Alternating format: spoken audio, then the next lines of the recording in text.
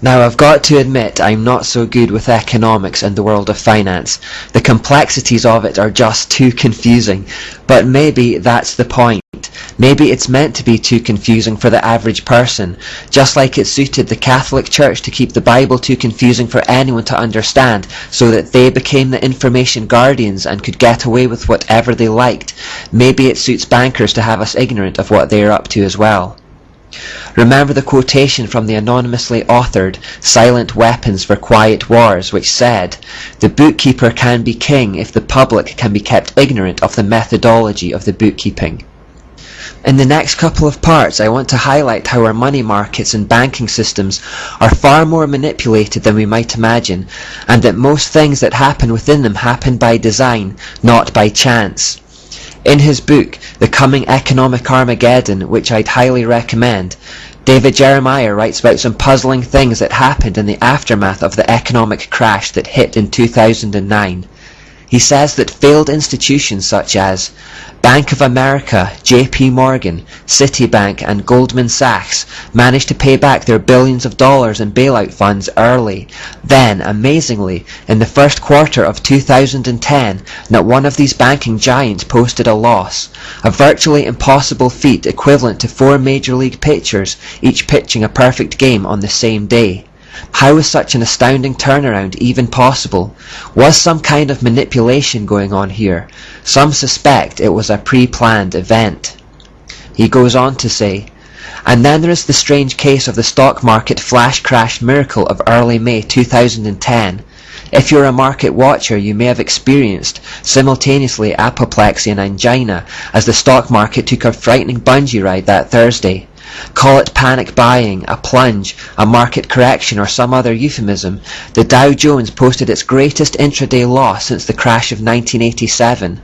After 2:30 p.m, in just 5 minutes, the Dow dropped 400 to 800 points.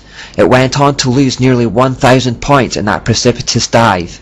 At 2:40 p.m, the descent stopped with a curious and startling upward jerk as if the bungee cord had reached its nadir and its rider was sent vaulting back up to the apex.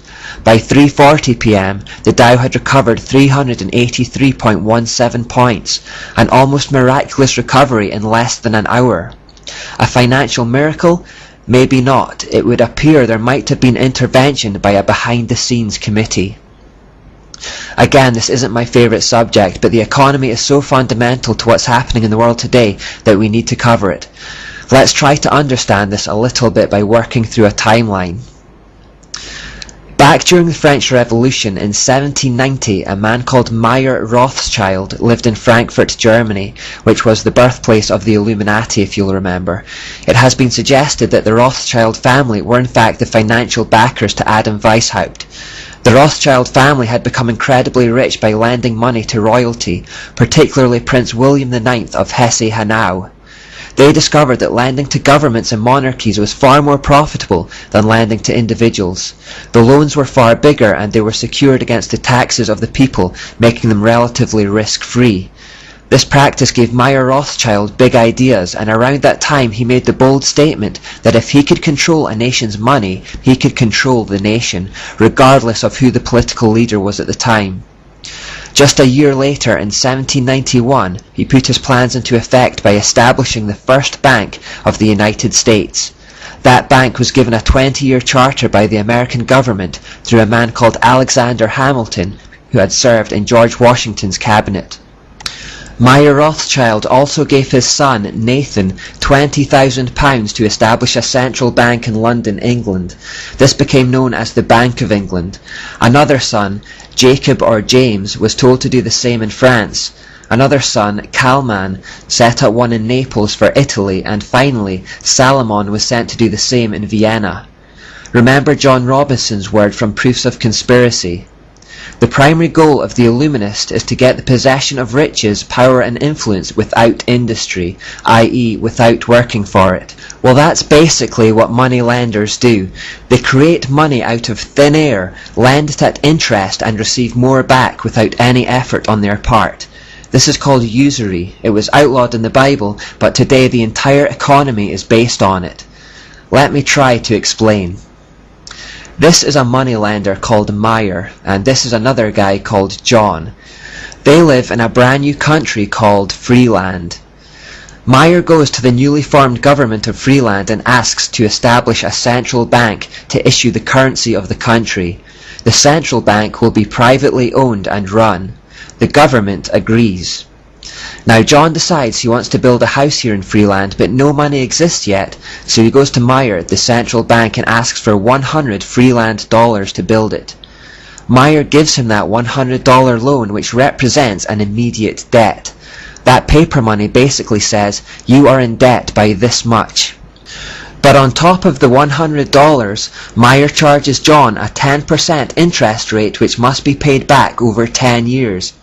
That means that in total, John will have to work to pay back $158.40 over 10 years on the original principal debt of $100. The problem is, there's only $100 in circulation because that's all the Central Freeland Bank has printed. So how does John pay back $158.40 when there's only $100 in circulation? More money needs to be printed so that there's enough in circulation to cover the interest. So John goes back to the bank to ask them to print another $58.40 to loan him so that he can pay back the original debt.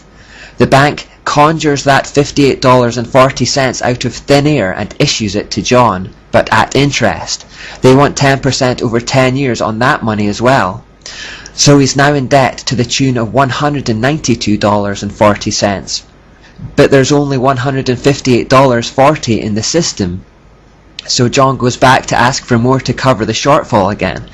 They issue that at interest as well, and so on and so on. Under this system, there is never enough money in the system to pay off all debts.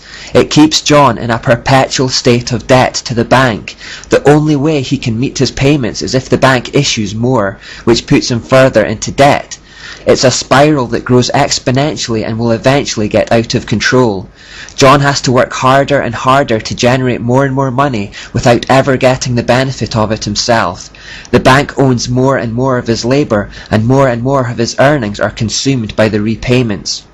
Eventually John will fall into a state of exhaustion and will have to default on his loan, at which point the bank comes in and takes all his tangible assets, such as the house he has built and the land it sits on.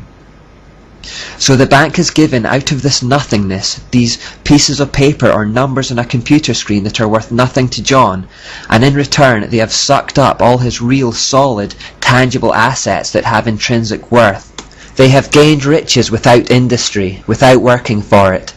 In the process they have also made a slave out of John, who has worked all his days trying to keep up with repayments. They have been parasites on his life. They have been getting richer in the process and leaving him with less and less. That's effectively what is happening in the world today, except the government is a middleman between the bank and John. John being us, the people. Governments borrow money from privately owned central banks who charge them interest for the privilege. The governments are then instantly in debt, and because the debt has compound interest on it, they need the central bank to issue more money to cover that interest, which they do, also at interest, and the whole thing gets into a spiral. There is never enough money in the system, and there never can be. It was designed that way, because it means that way we can never be debt-free. Never being debt-free keeps us in slavery to the banks. The government then charges their citizens more and more tax to try and keep up with the interest payments to the banks. This means the citizens have to work harder and harder with less and less personal reward. With the sweat of their brow they generate goods and services to sell, only for increasing amounts of their income to be vacuumed up in taxes and debt repayments through the system to the central bank. The citizens become impoverished and enslaved, and the central bank grows wealthier and fatter. A two-tier system is created like that proposed by Plato. Those at the top get richer and the rest get poorer. In the meantime, as the debt spirals, we need to work more, sell more, generate more, consume more. Our businesses try to find new markets, expand into new territories, consuming and destroying more and more of the earth's resources on the way. People in the new markets might not need what we're selling, but we need to sell it to them, so we need to convince them that they need it. Consumerism and materialism spirals out of control. Adverts lie and tell us we need their thing to make us happy, and then when we buy it, they release a newer, better version a year later, and then they tell us we need that one instead. At times, the bank issues credit freely to encourage the spending spiral, and then, when they feel like it, when everyone is loaded with debt, they can contract the money supply, cause a depression in the economy which causes millions of citizens to default on home payments or car payments, all the stuff they've been buying but haven't really been able to afford, at which point the bank steps in and takes control of those hard, valuable assets, and the people are left in poverty. The endless growth that means new money has to be constantly pumped into the system also means the currency becomes increasingly worthless. This is called inflation. A couple of generations ago, one parent could go out to work and provide more than enough for a family of 5. Today, 2 parents working sometimes barely cover the cost of living.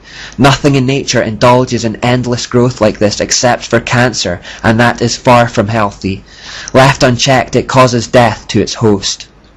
Likewise, there is not a single civilization in history that based its economic system on usury that didn't collapse into an exhausted heap in the end. There is no escape from it. That will happen to us too.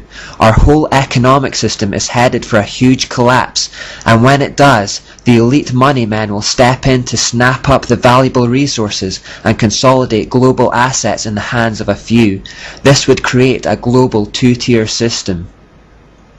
What we have felt thus far are only tremors. There is something much bigger ahead. Remember the moment in Matthew 21 when Jesus arrived in the temple and found the moneylenders there. He got about as angry as Jesus is ever recorded to have been. He knocks over their tables and chases them out of there, calling them a den of thieves. That's what usury is. It's theft. In Proverbs 22:7, the Bible says that the rich rule over the poor, the borrower is a slave to the lender. We are all slaves to central banks now, which is why we are taxed at every turn. Our government is slave to those bankers too. They form a shadow government, just like Mayor Rothschild boasted about in 1790. Democracy is an illusion under this system.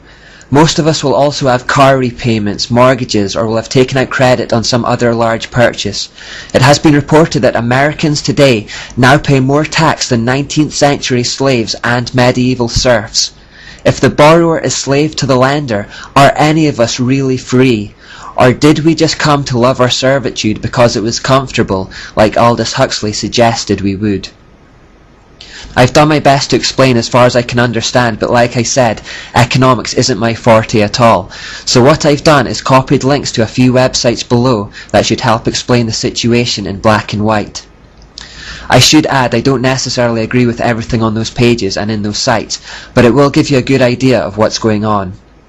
Finally, although my financial advice is admittedly worth very little, I would suggest that as our paper money becomes increasingly worthless and may one day soon collapse completely, it might be an idea to invest in something with real value, such as gold or silver. We should also try to pay off our private debts as soon as possible and to live as debt-free as we possibly can.